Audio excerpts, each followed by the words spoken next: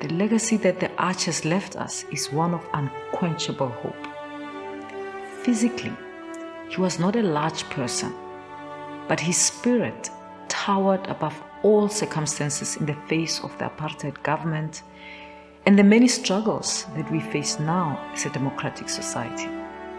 His words, his actions, and especially the joy he shared with us remain a source of power we can tap into for generations to come. Archbishop Tutu was a good friend to UCT. He visited us often as an honored guest at some events and as a speaker at others. Every successful student who graduates from UCT, who goes out to make a difference in their community and in society, contributes to ensuring that Archbishop Desmond Tutu's legacy and influence remains alive. Indeed, we have been blessed. May his soul rest in peace. The Archbishop was really interested in all areas of our work.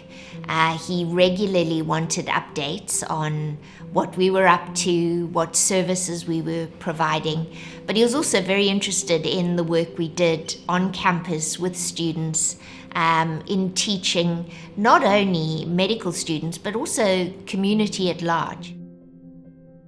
He often said to us, and it meant such a lot to me, that when we did deeds that were good, we wiped the tears from God's face. And he used that phrase a lot.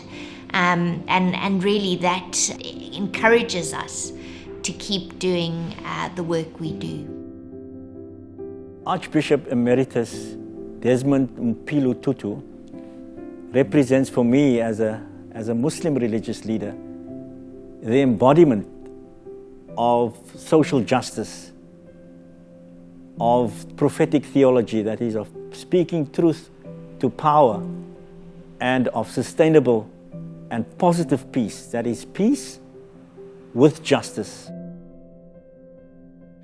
I think as a country and a continent, he has bestowed us with an amazing ability to be courageous, to know that evil will never and should never overcome light and goodness.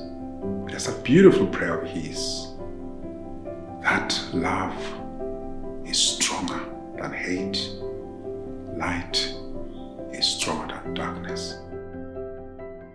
You can't think of Tutu without thinking about the deep imprints he left on this country in terms of leadership, ethical, moral leadership during the time of the struggle.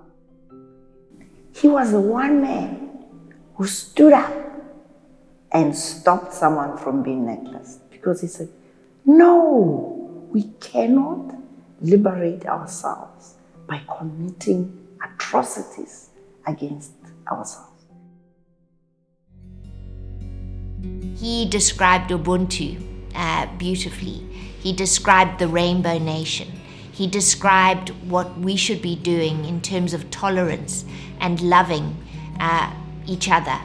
And those values, I think we have to hold on to as we move into the next era of South Africa's history. It's so important that we display our thanks and gratitude to the way in which he has touched the lives of so many people. He was not only challenging the apartheid system and its own human rights abuses, he was challenging the liberation movement, whether inside or outside, to make sure that the values of Ubuntu shine through, even in the way we conduct the struggle. So that's the biggest, in my view, legacy he has left. He lived, he cried, and he loved.